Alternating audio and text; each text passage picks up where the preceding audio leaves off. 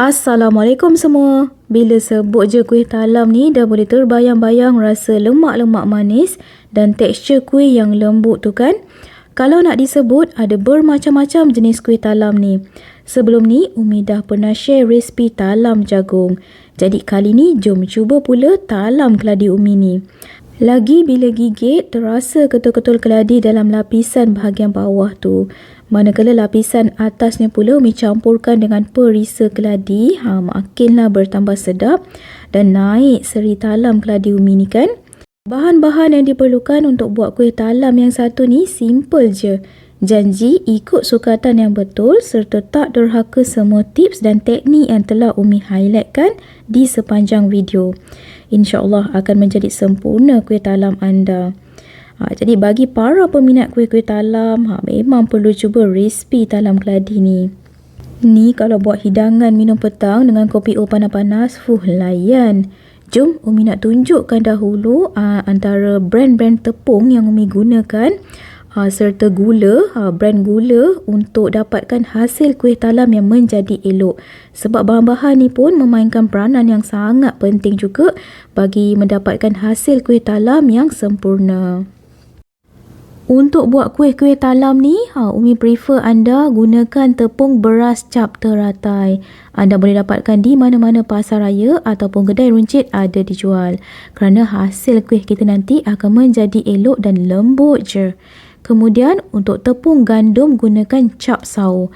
Sebab ramai yang dah buat kuih talam ni mereka beri feedback kalau guna tepung gandum cap sawo ni menjadi elok talamnya. Untuk gula pula, Umi suggest anda cari gula perai, tak kisah gula kasar atau halus. InsyaAllah akan menjadi elok kuih talam kita. Langkah pertama sebelum kita buat kuih, persiapkan dahulu loyang talam. Di sini Umi gunakan loyang 10 x 10 x 2 inci. Saiznya memang elok lah dengan kita punya sukatan bahan-bahan kuih. Oleskan dengan sedikit minyak dahulu supaya mudah nanti kita letak plastik talam. Untuk plastik talam ni kalau boleh gunakan saiz yang agak besar sedikit daripada saiz loyang yang kita guna. Macam ni loyang 10 inci, jadi plastik talam tu 14 x 14. Biar sampai di atas lah supaya mudah nanti kita nak keluarkan kuih. Pastikan plastik talam tu diletakkan dengan kemas dan cantik supaya mudah kita nak keluarkan kuih nanti. Okey, loyang dah siap, jom kita buat lapisan bawah dahulu.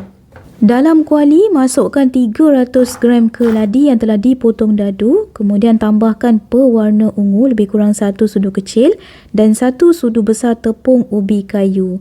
Kemudian gaul sebati biar pewarna ungu tu serta tepung ubi kayu tu sebati elok dengan keladi. Tujuan Umi masukkan tepung ubi kayu tu supaya kita punya keladi nanti rasanya kenyal-kenyal gitu. Sebatikan bagi pewarna tu betul-betul sebati sempurna. Nampak cantik kan warnanya?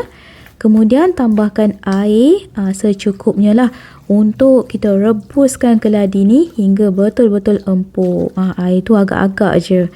Dah tambah air secukupnya, kemudian buka api sederhana kecil dan Umi akan rebus keladi ni hingga betul-betul empuk dan lembut. Kalau anda nak kukus pun boleh je lebih kurang 25 ke 30 minit gitu. Kemudian kita boleh cek kalau keladi tu dah lembut gitu kan, dah empuk, boleh tutupkan api kemudian tapis. Untuk lapisan bawah yang berwarna putih, dalam kuali masukkan 2 cawan tepung beras cap teratai. Kemudian tambahkan 1/4 cawan tepung ubi kayu, setengah cawan gula pasir, 1,5 sudu kecil garam halus, 550 ml santan pekat. Santan ni Umi gunakan santan fresh dari kelapa parut ya, supaya hasil kuih kita nanti lagi berasa lemaknya dan nampak berkilat je hasil kuih lepas kita sejukkan nanti.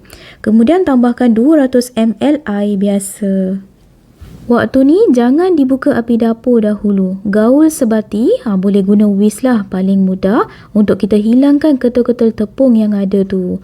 Lepas sebatikan, yang terbaik anda tapiskan dahulu bagi betul-betul tak adalah benda asing atau ketulan tepung yang tersisa kan. Kemudian barulah dibuka api dapur sederhana kecil dan masak lapisan santan ni hingga naik wap dan pekat sedikit. Nanti Umi akan tunjukkan macam mana dia katakan pekat tu. Boleh nampak tu kan. Semakin lama kita gaul sebati, adunan tu akan jadi semakin pekat gitu. Kemudian bila dah agak pekat ni, kena rajin-rajin gaul sahaja. Jangan ditinggalkan sebab kita tak nak bahagian bawah tu berkerak atau berketul. Dah nampak agak pekat sikit macam dadih gitu kan. Dadih santan tu. Nampak tu. Barulah kita masukkan keladi yang telah direbus tadi. Barulah adunan lapisan bawah ni masak sempurna. Nampak tu? Adunan untuk lapisan bawah ni memang kena dimasak agak pekat sedikit supaya bila kita kukus nanti lapisan bawah ni akan masak sempurna dan tak lembek. Dan keladi tu akan berada di serata tempat, tak adalah timbul di permukaan atas je kan. Lepas je masuk keladi tadi, Umi gaul guna spatula je. Tak guna kawi sebab kita tak nak struktur keladi tu hancur. Kemudian dah gaul sebati, masukkan dalam loyang yang telah kita alaskan dengan plastik talam tu. Letakkan ke semua adunan. Boleh nampak tu bila kita jatuhkan adunannya, adunan lapisan bawah ni agak pekat sedikit. Macam ni lah tekstur yang kita perlukan. Kemudian hentakkan 2 ke 3 kali bagi adunan tu sekata di kesemua bahagian.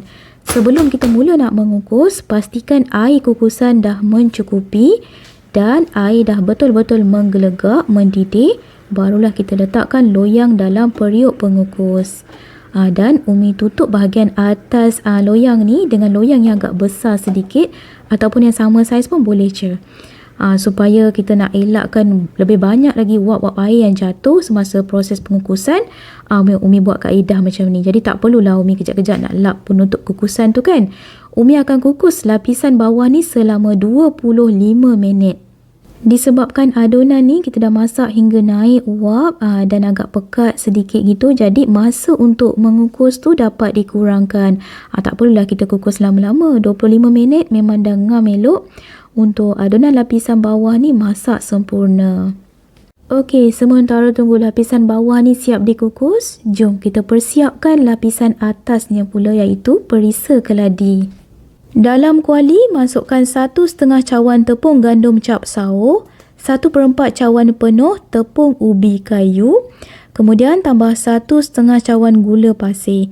Untuk lapisan atas ni, kena berasa manis sedikit. Kemudian tambahkan 550 ml santan pekat. Santan pekat ni untuk lapisan atas dan bawah tadi, Umi gunakan lebih kurang 2 biji kelapa parut.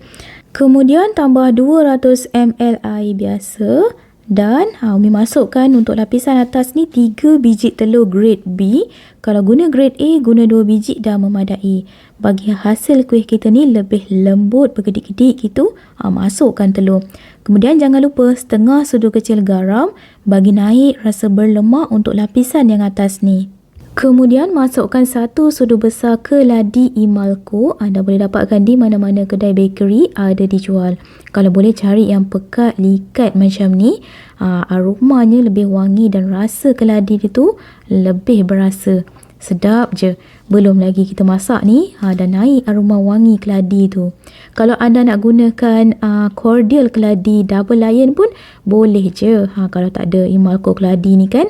Tapi bagi Umi untuk dapatkan hasil rasa yang lebih sedap, gunakan Imalco. Kemudian Umi tambahkan dengan sedikit je, tak banyak, dalam setengah sudu kecil pewarna ungu.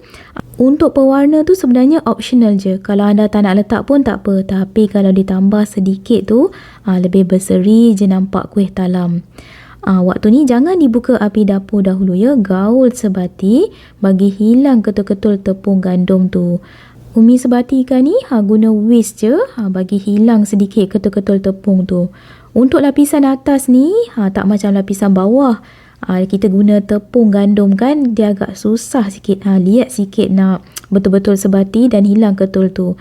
Jadi anda kena tapiskan dahulu bagi hilang ketul-ketul tepung tu Dan Umi nak buang sekali tali pusat telur yang menjadi punca bau hanyir kuih kita.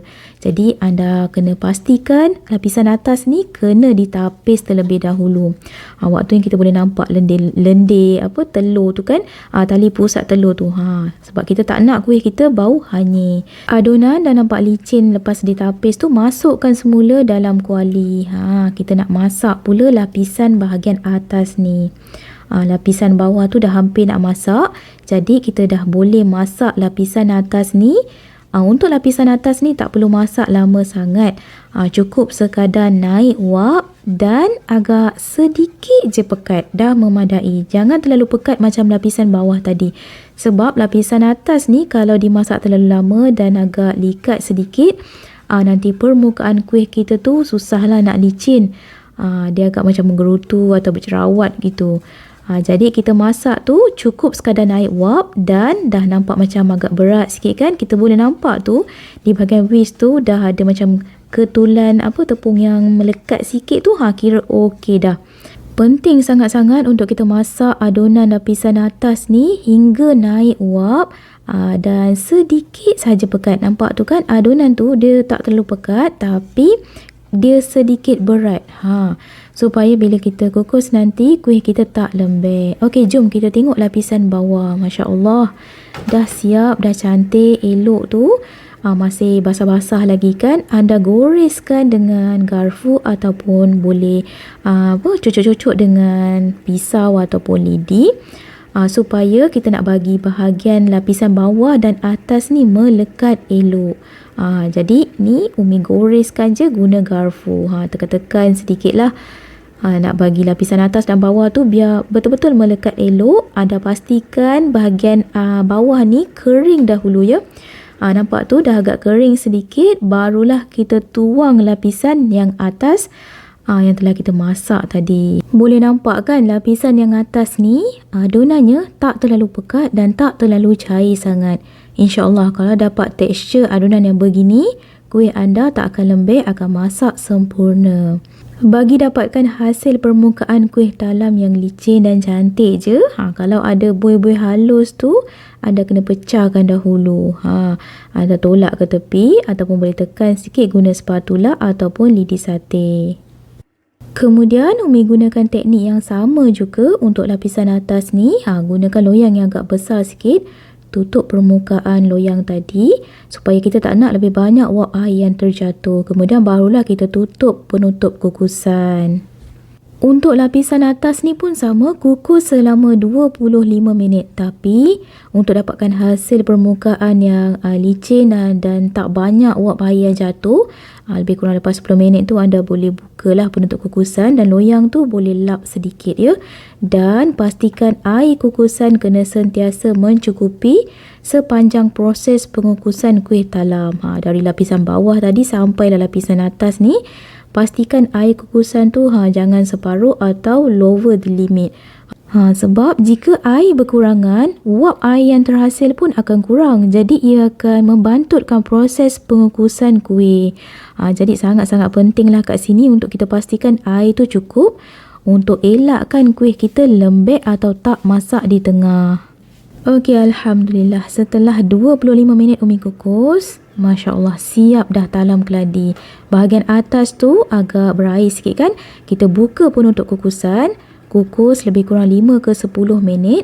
Sampailah bahagian permukaan atas tu kering sepenuhnya. Ni setelah lebih kurang 10 minit jugalah Umi keringkan bahagian atas tu. Bahagian atas tu pastikan betul-betul kering permukaannya ya. Jangan basah. Kemudian kuih talam ni dah siap. Sejukkan lebih kurang 3 ke 5 jam. Paling minimum 3 jam. Sejukkan dan pastikan kuih ni betul-betul sejuk sepenuhnya sebelum kita mula potong. Jika kita potong panas-panas, kuih ni akan lembek dan potongan pun tak akan cantik. Untuk dapatkan pemotongan yang cantik, dah bolehlah gunakan pembaris talam dan juga pisau. Pastikan guna pisau plastik. Untuk potong talam ni, wajib kita guna pisau plastik supaya pemotongannya cantik dan kemas. Dan Umi nak sharekan sedikit tips di sini. Bagi dapatkan hasil pemotongan kuih talam yang cantik, segi empat sama macam orang jual kuih talam tu, pastikan anda potong kuih ni dalam loyang. Ni Umi keluarkan sebab pembaris talam tu agak panjang dari loyang. Jadi, pastikan anda potong tu dalam loyang dan gunakan pembaris talam yang bersesuaian. Contoh kalau loyang tu 10 kali 10, pembaris tu pun gunakanlah yang 10 inci. Jadi kita boleh potong tu dalam loyang je. Barulah dapat saiz yang sama besar. Okeylah, sekian sahaja dalam tutorial kali ni. Jumpa anda di episod akan datang dengan pelbagai lagi resipi-resipi menarik hanya di channel Umi Atia Atif Kitchen. Masya Allah, Umi nak rasmikan satu dulu ni. Lembut sangat-sangat kuih talam keladi Umi ni. Berkedik-kedik gitu. Memang berasa sungguh lemak manisnya. Ngam elok. Jom cuba.